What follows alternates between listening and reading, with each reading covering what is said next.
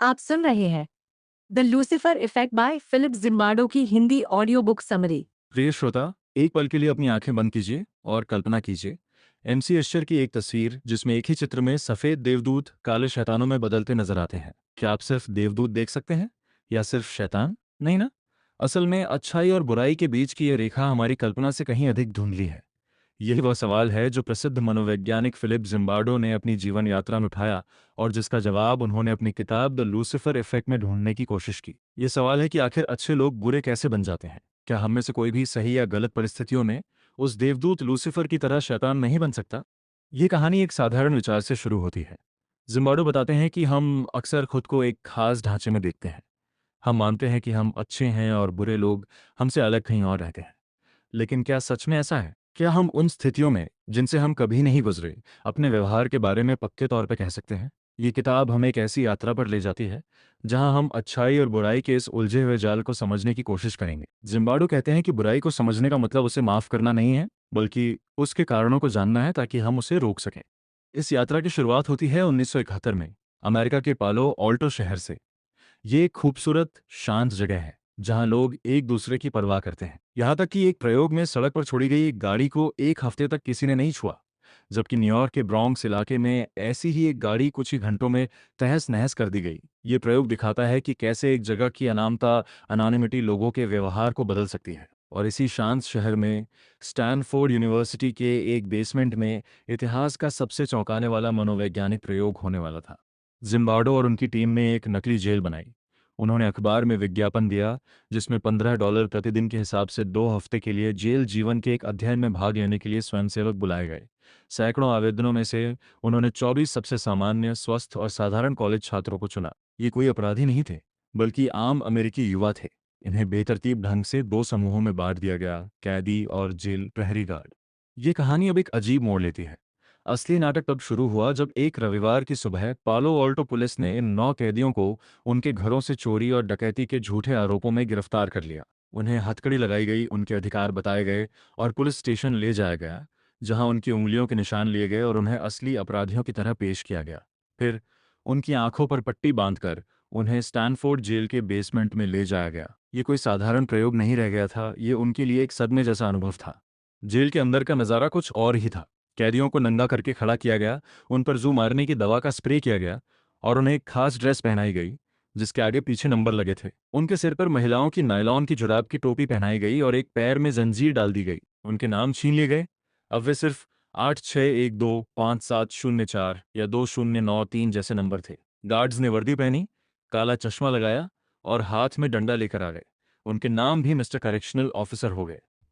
शुरुआत में यह सब एक खेल जैसा लग रहा था। गार्ड्स थोड़े अजीब से थे और कैदी हंस रहे थे, लेकिन ये खेल जल्द ही एक भयानक हकीकत बन गया। दूसरे ही दिन कैदियों ने बगावत कर दी। उन्होंने अपनी कोठरियों के दरवाजे बंद कर लिए और गार्ड्स की बात मानने से इनकार कर दिया। ये वह पल था जब गार्ड्स बदले। वे डर गए कि कहीं ये कैदी भाग ना जाए। उन्होंने इस विद्रोह को कुचलने के लिए जबरदस्त ताकत दिखाई। आग बुझाने वाली मशीन से कैदियों पर कार्बन डाइऑक्साइड छोड़ी गई, उनके कपड़े और बिस्तर छीन लिए गए और उन्हें अंधेरी तंग कोठरी द होल में बंद कर दिया गया। इस विद्रोह ने गार्ड्स के मन में कैदियों के प्रति एक नई सोच पैदा कर दी। अब वे उन्हें खतरनाक समझने लगे और उन पर पूरा नियंत्रण पाने के लिए दृढ़ हो गए। इसके बाद जो हुआ वह हैरान करने वाला था। गार्ड्स की शक्ति दिन ब दिन बढ़ती गई। उन्होंने कैदियों को अपना मनोरंजन का साधन बन लिया। रात के समय जब सीसीटीवी कैमरे बंद होते थे तो यह अत्याचार और भी बढ़ जाता था। कैदियों को बीच रात में जगाकर घंटों खड़ा रखा जाता था। उनसे अपने नंबर जोर से गाने को कहा जाता था और छोटी छोटी गलतियों पर उनसे दंड के तौर पर पुश अप्स करवाए जाते थे। गार्ड्स उन्हें अपमानित करने के नए नए तरीके ईजाद कर रहे थे। उनके शब्दों में वे अपने छोटे छोटे प्रयोग चला रहे थे। जैसे एक गार्ड ने एक कैदी से कहा, तुम अपना नंबर भूल गए तो याद रखो, 5 पुशअप्स, फिर 4 जंपिंग जैक, फिर 8 पुशअप्स और 6 जंपिंग जैक, 5 4 8 6, अब याद रहेगा। ये उनकी रचनात्मक क्रूरता की शुरुआत थी। कैदियों का मनोबल टूटने लगा। उनमें से कुछ ने नियमों का आंख मूंद कर पालन करना शुरू कर दिया। एक कैदी, जिसे साज के नाम से जाना जाता था, हर आदेश का सैनिकों की तरह पालन करता था। लेकिन जब गार्ड्स ने उसे दूसरे कैदियों को गाली देने को कहा तो उसने साफ इनकार कर दिया। उसने कहा, मैं यह शब्द किसी भी मतलब में नहीं बोल सकता सर। यह प्रतिरोध का एक अनोखा रूप था। वहीं एक और कैदी, क्ले, जिसका नंबर 416 था, ने भूख हड़ताल शुरू कर दी। उसने खाना खाने से इनकार कर दिया। गार्ड्स ने उसे तोड़ने के लिए उसे द होल में डाल दिया और बाकी कैदियों से कहा कि जब तक क्ले खाना नहीं खाएगा उनसे मिलने कोई नहीं आ सकता। क्ले के इस प्रतिरोध ने उसे दूसरे कैदियों से अलग कर दिया। वे उससे नाराज हो गए क्योंकि उसकी वजह से उनकी मुलाकातें रद्द हो रही थीं। गार्ड्स ने उन्हें क्ले के खिलाफ भड़का दिया। एक गार्ड ने कहा, जाओ 416 को धन्यवाद बोलो, और कैदियों ने बारी बारी से द होल के दरवाजे पर मुक्के मारकर थैंक यू 416 चिल्लाया। ये देखकर हैरानी होती है कि कैसे अच्छे लोग अपने ही एक साथी के खिलाफ हो जाते हैं जब उनके आराम पर खतरा मंडराने लगता है। प्रयोग के दौरान कई चीजें हुई। एक पादरी जेल देखने आए जो असली जेलों में काम कर चुके थे। उन्होंने कैदियों से बात की, उनके हालचाल पूछे। हैरानी की बात यह थी कि कैदी उनसे अपने नाम नहीं बल्कि अपने नंबर बता रहे थे। पादरी भी इस नकली माहौल में इतना घुल मिल गए कि वे कैदियों को कानूनी मदद दिलाने का वार करने लगे। फिर वो दिन आया जब कैदियों के माता पिता उनसे मिलने आए। जिम्बार्डो, जो अब तक खुद को इस जेल का अधीक्षक सुपरिंटेंडेंट मान चुके थे, ने पूरी जेल को साफ सुथरा करवा दिया। बदबू दूर करने के लिए फ्रेशनर छिड़का गया, कैदियों को नहलाया धुलाया गया और उनके सिर की टोपियां हटा दी गईं। माता पिता अपने बेटों को देखकर खुश थे, लेकिन उन्हें अंदर की सच्चाई का पता नहीं चला। जब एक माँ ने अपने बेटे की हालत पर चिंता जताई तो जिम्बार्डो ने उसे ये कहकर टाल दिया कि उसका बेटा कमज़ोर है और ये सब वो सहन कर सकता है। असली दुख ये था कि माँ सही थी, उसका बेटा जल्द ही मानसिक रूप से टूट गया। छठे दिन ये प्रयोग पूरी तरह से नियंत्रण से बाहर हो चुका था। गार्ड्स ने कैदियों के साथ जबरन यौन हरकतें करवानी शुरू कर दी। उन्हें एक दूसरे पर लेटने, ऊंट बनने और एक दूसरे के पीछे चलने के लिए मजबूर किया गया। ये सब उनके लिए मजा और खेल था। लेकिन असली चौंकाने वाला पल तब आया जब जिम्बार्डो की मंगेतर क्रिस्टीना मैस्लाच, जो खुद एक मनोवैज्ञानिक थीं, ने यह सब देखा। उन्होंने कैदियों को सिर पर बोरियां डाले, जंजीरों में जकड़े, एक के बाद एक चलते देखा। यह दृश्य उनके लिए असहनीय था। वो फूट फूट कर रोने लगीं और जिम्बार्डो पर बरस पड़ी। उन्होंने कहा, तुम इन लड़कों के साथ जो कर रहे हो वो बहुत गलत है। उनकी इस भावनात्मक प्रतिक्रिया ने जिम्बार्डो की आंखें खोल दी। उन्हें एहसास हुआ कि वह खुद इस सिस्टम का हिस्सा बन चुके हैं जो इन मासूम युवाओं को नुकसान पहुंचा रहा है। अगले ही दिन उन्होंने ये प्रयोग समय से पहले ही बंद कर दिया। ये स्टैनफोर्ड जेल प्रयोग की कहानी थी, लेकिन असली सवाल तो ये है कि आखिर ऐसा हुआ क्यों। जिम्बार्डो बताते हैं कि इसके पीछे कई मनोवैज्ञानिक प्रक्रियाएं काम कर रही थीं। पहली थी भूमिका निर्वाह, रोल प्लेइंग। गार्ड्स ने एक भूमिका निभानी शुरू की और फिर वही भूमिका उनकी पहचान बन गई। दूसरी थी गुमनामी, एनोनिमिटी। काला चश्मा और एक जैसी वर्दी ने उन्हें यह एहसास दिलाया कि कोई उन्हें पहचान नहीं सकता, जिससे उनका ज़मीर कमज़ोर पड़ गया। तीसरी थी नियमों की ताकत, पावर ऑफ रूल्स। कुछ बेतुके नियम बनाकर गार्ड्स उनके नाम पर कैदियों से कुछ भी करवा सकते थे। चौथी और सबसे खतरनाक प्रक्रिया थी अमानवीकरण, डिह्यूमनाइजेशन। गार्ड्स कैदियों को सिर्फ नंबर समझने लगे, इंसान नहीं। वे उन्हें मवेशी कहने लगे, और एक बार जब सामने वाला इंसान न रहकर सिर्फ एक वस्तु रह गया तो उसे नुकसान पहुंचाना आसान हो गया। इस प्रयोग ने एक और बड़ा सच उजागर किया। कैदी भी गार्ड्स की तरह सोचने लगे थे। वे अपने ही साथी कैदी क्ले के खिलाफ हो गए क्योंकि उसकी भूख हड़ताल से उन्हें परेशानी हो रही थी। उन्होंने द होल के दरवाजे पर मुक्के मारे और उसे धन्यवाद कहा, जो कि गार्ड्स का काम था। उन्होंने खुद को ही अपना जल्लाद बना लिया था। ये सब बताता है कि कैसे एक सिस्टम आपके सोचने के तरीके को भी बदल सकता है। लेकिन क्या यह सब सिर्फ एक प्रयोग तक सीमित था? बिल्कुल नहीं। 2004 में दुनिया ने इराक के अबू गरीब जेल से आई तस्वीरें देखीं, जिसने पूरी दुनिया को झकझोर कर रख दिया। अमेरिकी सैनिक जो कैदियों की रखवाली के लिए थे, उनके साथ वही कर रहे थे जो स्टैनफोर्ड जेल के गार्ड्स ने किया था। नंगे कैदी, उनके सिर पर बोरियां, एक दूसरे पर ढेर लगाए, महिला सैनिक उनके साथ अश्लील हरकतें करती हुई, और कुत्तों से डराए जाते कैदी। वही तस्वीरें, वही अत्याचार, बस 30 साल बाद, और असल जिंदगी में। जिम्बार्डो ने इसे देखा और वे सन्न रह गए। वही चेहरे पर काला रंग लगाए गार्ड, वही कैदियों को नंगा करके उन पर चढ़कर तस्वीरें खिंचवाना, वही यौन उत्पीड़न। ये मानो स्टैनफोर्ड जेल की परछाई थी जो अबू गरीब की उन भयानक कोठरियों में उतर आई थी। अबू गरीब की कहानी हमें फिर से उन्हीं सवालों पर ले आती है। क्या वहाँ के सैनिक कुछ खराब से बैड एप्पल्स थे, या फिर वह भी कोई खराब बैरल बैड बैरल था, यानी ऐसी व्यवस्था जिसने उन अच्छे सैनिकों को बुराई की राह पर धकेल दिया? जिम्बार्डो, एक सैनिक, स्टाफ सार्जेंट चिप फेडरिक के बचाव पक्ष के गवाह बने। उन्होंने पाया कि चिप एक साधारण, देशभक्त और पूरी तरह से सामान्य युवक था। उसमें कोई मानसिक विकृति नहीं थी। तो फिर वह अबू गरीब में अत्याचारी कैसे बन गया? इसका जवाब वहां की भयावह परिस्थितियों में छिपा था। अबू गरीब जेल खतरनाक इलाके में थी। रोज उस पर मोर्टार हमले होते थे जिसमें सैनिक मारे जाते थे। जेल के अंदर गंदगी का अंबार था, सीवेज सिस्टम फेल था, और कैदियों की संख्या लगातार बढ़ती जा रही थी। चिप फ्रेडरिक पर 7 दिन हफ्ते में बिना किसी छुट्टी के एक दो घंटे की ड्यूटी का दबाव था। उसे कैदियों को तोड़ने के लिए कहा जा रहा था ताकि वे पूछताछ में जानकारी दे सकें। उसके पास कोई स्पष्ट नियम या प्रशिक्षण नहीं था। वह पूरी तरह से अकेला और तनावग्रस्त था। इसी माहौल में उसके साथी गार्ड चार्ल्स ग्रेनर, जो कि और भी आक्रामक था, ने उसे प्रभावित किया। धीरे धीरे चिप ने भी वही करना शुरू कर दिया जो दूसरे कर रहे थे।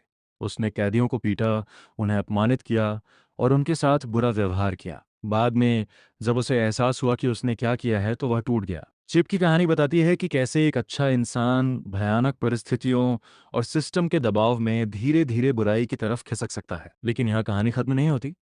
जिम्बार्डो आगे बढ़ते हैं और सिस्टम को ही कटघरे में खड़ा कर देते हैं। वे कहते हैं कि अबू गरीब के अत्याचारों के लिए सिर्फ उन 7 सैनिकों को जिम्मेदार ठहराना सही नहीं है। असली जिम्मेदार वे लोग हैं जिन्होंने वह व्यवस्था बनाई जिसने उन सैनिकों को ऐसा करने के लिए उकसाया। यहाँ वे सीधे अमेरिकी सरकार के शीर्ष नेतृत्व पर सवाल उठाते हैं। वे बताते हैं कि कैसे राष्ट्रपति बुश और उनके कानूनी सलाहकारों ने जिनीवा कन्वेंशन को निलंबित कर दिया और यातना टॉर्चर को एक नई परिभाषा देकर उसे कानूनी रूप दे दिया। उन्होंने आतंकवाद के खिलाफ युद्ध के नाम पर कैदियों को अवैध लड़ाके करार देकर उनके सारे अधिकार छीन लिए। रक्षा मंत्री डोनाल्ड रम्सफेल्ड ने खुद पूछताछ के ऐसे तरीकों को मंजूरी दी जो यातना के समान थे, जैसे कुत्तों का इस्तेमाल, नींद से वंचित रखना और यौन अपमान।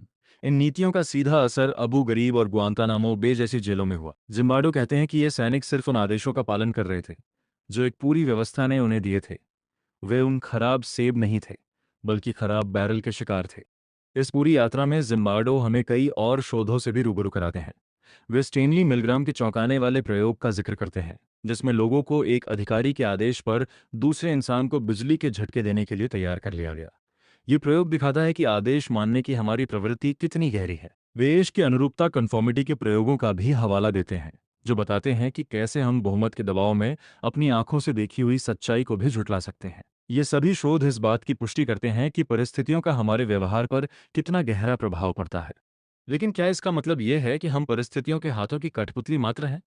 जिम्बार्डो कहते हैं, बिल्कुल नहीं। उनका मानना है कि हम इस शक्ति को समझकर इसका विरोध करना सीख सकते हैं। वे बुराई का विरोध करने के लिए कई रणनीतियां सुझाते हैं। पहला, अपनी गलतियों को स्वीकार करना। ये स्वीकार करना कि मैंने गलती की है, हमें उस गलती को सही ठहराने के चक्कर में और बुरे काम करने से रोकता है। दूसरा, सजग रहना, माइंडफुलनेस। हमें हर स्थिति को बिना सोचे समझे स्वीकार नहीं करना चाहिए, बल्कि उस पर सवाल उठाना चाहिए। तीसरा, जिम्मेदारी लेना। हमें अपने कार्यों की जिम्मेदारी खुद लेनी चाहिए और दूसरों पर दोष नहीं डालना चाहिए। चौथा, अपनी अस्मिता, इंडिविजुअलिटी को बनाए रखना। हमें कभी भी गुमनामी की आड़ में बुरे काम नहीं करने चाहिए। पांचवा, सही अधिकार का सम्मान करना, लेकिन गलत अधिकार का विरोध करना। छठा, समूह में शामिल होने की चाहत के बावजूद अपनी आज़ाद राय बनाए रखना। सातवां, शब्दों और भाषा के जाल से सावधान रहना। आठवां, समय के परिप्रेक्ष्य, टाइम पर्सपेक्टिव को संतुलित रखना, यानी सिर्फ वर्तमान के सुख के लिए भविष्य को दांव पर नहीं लगाना। नौवां, सुरक्षा के नाम पर अपनी आज़ादी कभी नहीं बेचना। और 10वां, अन्यायपूर्ण व्यवस्थाओं का विरोध करने के लिए दूसरों के साथ मिलकर काम करना। इस किताब का सबसे महत्वपूर्ण संदेश यह है कि बुराई का विरोध करने वाले नायक हीरोज हम में से ही कोई हो सकता है। यह सोच कि नायक जन्मजात होते हैं एक मिथक है। Zimbardo बैनिटी of heroism, बैनालिटी of heroism की अवधारणा पेश करते हैं। उनका कहना है कि जैसे बुराई साधारण लोगों द्वारा साधारण परिस्थितियों में की जाती है, वैसे ही वीरता भी साधारण लोगों द्वारा असाधारण परिस्थितियों में दिखाई जाती है। इसके लिए वे कई उदाहरण देते हैं। स्टैनफोर्ड जेल में ही एक गार्ड, जियो फ्लैंड्री, ने महसूस किया कि वो एक मशीन का हिस्सा बनता जा रहा है और उसने अपनी वर्दी उतार दी और धूप का चश्मा नहीं पहना। अबू गरीब में, जो डार्बी नाम के एक सैनिक ने अपने साथियों के खिलाफ जाकर उन अत्याचारों की तस्वीरें ऊपरी अधिकारियों को सौंप दी। ये एक बड़ा जोखिम भरा कदम था, लेकिन उसने सही काम किया। उन्हें धमकियां मिली, उनकी जान को खतरा हुआ, लेकिन वे डटे रहे। वे एक नायक थे। जिम्बार्डो नायकों की एक लंबी सूची पेश करते हैं, जिनमें वे लोग शामिल हैं जिन्होंने नरसंहार के दौरान यहूदियों को बचाया, वे पत्रकार जिन्होंने माई लाई नरसंहार को उजागर किया, और वे विसल ब्लोअर जिन्होंने एनरॉन और वर्ल्डकॉम जैसी कंपनियों के घोटालों का पर्दाफाश किया। ये सभी साधारण लोग थे जिन्होंने असाधारण परिस्थितियों में साहस दिखाया। वे बताते हैं कि नायक वो नहीं जो डरता ही नहीं, बल्कि वो जो डर के बावजूद सही काम करता है। द लूसीफर इफेक्ट का निष्कर्ष हमें गहरे सत्य से रूबरू कराता है। यह हमें बताता है कि अच्छाई और बुराई के बीच की रेखा हमारे दिलों के बीच से होकर गुजरती है। हम में से कोई भी सही परिस्थितियों में वह सब कुछ कर सकता है जो उसने कभी सोचा भी नहीं था। लेकिन यही जागरूकता हमें ताकत भी देती है। जब हम ये समझ जाते हैं कि परिस्थितियां हमें कैसे प्रभावित कर सकती हैं, तो हम उनके प्रति सतर्क हो सकते हैं। हम अपने अंदर उस नायक को जगा सकते हैं जो ज़रूरत पड़ने पर सही काम करने के लिए तैयार हो। तो अगली बार जब आप खुद को किसी ऐसी स्थिति में पाएं जहां आपको लगे कि आपसे कुछ गलत करने को कहा जा रहा है, या जहां आप किसी गलत काम को होते देख रहे हों, तो याद रखिए स्टैनफोर्ड जेल के उन गार्ड्स को जो रातों रात अत्याचारी बन गए। याद रखिए चिप फ्रेडरिक को, जो एक अच्छा सैनिक होते हुए भी एक भयानक व्यवस्था का शिकार हो गया। और याद रखिए उन नायकों को जिन्होंने इस सब के बावजूद विरोध किया। ये किताब हमें सिर्फ एक चेतावनी ही नहीं देती, बल्कि एक उम्मीद भी देती है कि अगर बुराई सीखी जा सकती है, तो अच्छाई भी सीखी जा सकती है। अगर परिस्थितियां हमें तोड़ सकती हैं, तो हम उनसे लड़ना भी सीख सकते हैं। और शायद तभी हम सच में इंसान कहलाने के लायक होंगे। ऐसी ही दिल को छू लेने वाली किताबों से जुड़ने के लिए हमारे चैनल को सब्सक्राइब करें, क्योंकि अच्छी किताबें दिल ही नहीं, रूह तक उतर जाती हैं। धन्यवाद।